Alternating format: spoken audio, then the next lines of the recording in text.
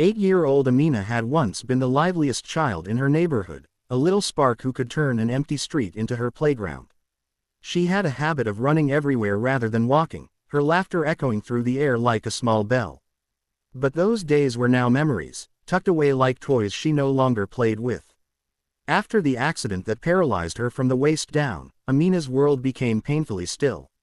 The wheelchair her family received from a charity was old, heavy, and difficult to move. It trapped her more than it freed her. She could no longer join the children racing outside, nor visit the mango tree where she once built imaginary kingdoms. Her days were spent mostly by the window or in the shade outside her house, silently watching life pass her by. Her mother tried to stay strong. She told stories, braided Amina's hair, and painted her nails in bright colors. But even she couldn't hide the sadness in her eyes when she saw her daughter stare longingly at the road. Amina pretended she was fine, often offering a smile even when her heart felt heavy. She had grown used to the stillness, but she had not learned to love it. One afternoon, as Amina sat outside spinning the wheels of her chair slowly, a young mechanic named Rafay walked past. He had seen her many times but had never stopped. Today, something made him pause. Perhaps it was how small she looked in that oversized chair, or how her eyes lit up even when she was simply moving in tiny circles. He approached gently, not wanting to startle her. "Do you like cars?" he asked with a friendly smile. Amina's face brightened immediately. Cars were one of the few things she still loved. She nodded, unable to hide her excitement. Rafay crouched down to her level and asked softly, "If you could drive, where would you go?" Amina didn't need to think. Her answer came straight from the heart. "To the old mango tree," she said. I miss playing there." Her voice trembled. That tiny wish, so simple, so innocent, struck something deep inside Rafay. He walked away, but her words stayed with him. That night, in the quiet of his empty workshop, Amina's hopeful eyes returned to him again and again. And in that moment, he made a silent promise, one that would change everything. Rafay's workshop was usually a noisy place, filled with clanking tools, revving engines, and customers shouting greetings from the street. But for the next several days, it transformed into something else entirely, a secret laboratory of hope. Rafay closed the shutters earlier than usual, telling curious neighbors he had special work to finish. No one knew what he was building, and he didn't intend to explain until it was perfect. He started by gathering whatever scraps he could find. From the junkyard at the edge of town, he picked up an old metal frame that might once have belonged to a scooter. From a friend's garage, he borrowed a pair of tiny wheels from a broken go-kart. A discarded motorcycle battery, still capable of holding some charge, became the heart of his new invention. Piece by piece, he collected the ingredients of a dream he hadn't fully planned yet, but which he felt growing inside him like a spark. His hands moved with unusual gentleness. He measured the seat height, remembering how small Amina had looked in her wheelchair. He welded with more patience than he ever used on a paying customer's car. He sanded every corner so she wouldn't scratch her hands, and he repainted the frame a cheerful, sunny yellow, because he wanted the first thing she touched to feel like joy. Some nights he worked until dawn, wiping sweat from his forehead with a grease-stained cloth. His friend Danish dropped by once and stared in confusion. "Rafay, what on earth are you making? It looks like a toy car for kids." Rafay just smiled, tightening a bolt without looking up. "Not a toy," he replied quietly. "A chance." Slowly, the shape of a mini electric car emerged. It had a small steering wheel, built from a modified bicycle handle. The seat was cushioned with soft foam he bought using his last bit of savings. He even painted little flowers on the sides, knowing how Amina's eyes always lit up at anything colorful. When he finally attached the battery and watched the wheels spin for the first time, his heart thumped with excitement. It worked. It actually worked. Standing back, he covered the tiny car with a cloth and exhaled deeply. "She will drive again," he whispered to the empty workshop. "Even if it's only a few meters, she will feel free."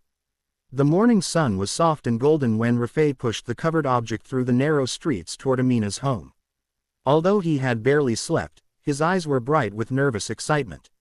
Every bump on the road made him glance anxiously at the cloth-covered mini car, afraid the surprise might be ruined before she even saw it.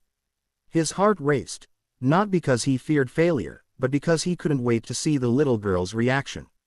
When he reached Amina's door, her mother came out carrying a bowl of laundry.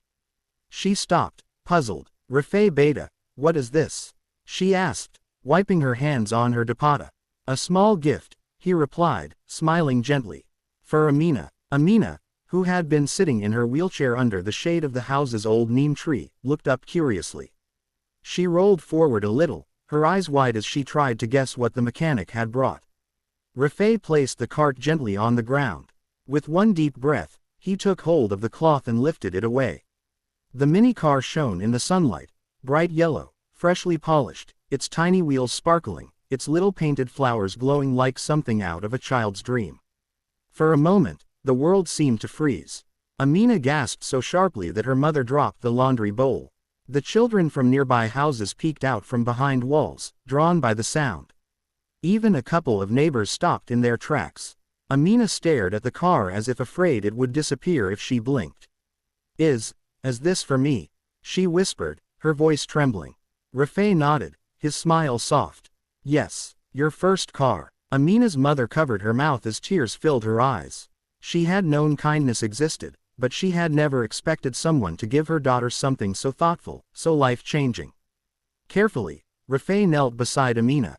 "Would you like to try it?" he asked. Amina nodded eagerly, tears spilling onto her small cheeks. Rafay gently lifted her from her wheelchair and settled her into the cushioned seat. The car fit her perfectly, as if it had been built from her dreams. Her tiny hands wrapped around the steering wheel. She looked up at Rafay, waiting. "Ready?" he asked. Amina nodded again, breath shaking with excitement. Rafay reached for the power button, his fingers trembling. He pressed it, and the little car hummed to life. The soft hum of the motor filled the air, a gentle vibration that made Amina's eyes widen in disbelief. For the first time in months, she felt something move beneath her, something she could control. She tightened her small fingers around the steering wheel, her breath catching in her throat. "Go on," Rafay encouraged, stepping back with a proud smile. Amina pressed the little button on the right handle, and the mini car began rolling forward slowly. Her mother gasped and clasped her hands together, tears streaming down her cheeks. The neighbors leaned in closer, watching the moment unfold as if witnessing a miracle. Amina let out a sound, a soft giggle, unsure at first, then louder, brighter, like a bell ringing again after months of silence. "I'm driving," she whispered, hardly believing the words. "Mama, I'm really driving." Her mother nodded, unable to speak. Her heart trembled with gratitude, overwhelmed by seeing her daughter experience joy she thought was lost forever. The mini car rolled along the dirt path of the street, its wheels leaving light tracks in the dust. Children ran alongside her, cheering and laughing. Some clapped, others shouted her name, but Amina didn't look at them. She kept her eyes forward, focused on the small journey she had long dreamed of. Rafay walked behind her, making sure she was safe but giving her the freedom she deserved. Every few steps, he wiped his eyes discreetly. He had repaired hundreds of vehicles in his life, but none had ever made him feel this proud. Amina steered the car toward the old mango tree, the place she had mentioned days earlier. Its branches swayed gently in the breeze, as if waving her home. When she reached it, she stopped the car and looked around, her chest rising and falling with emotion.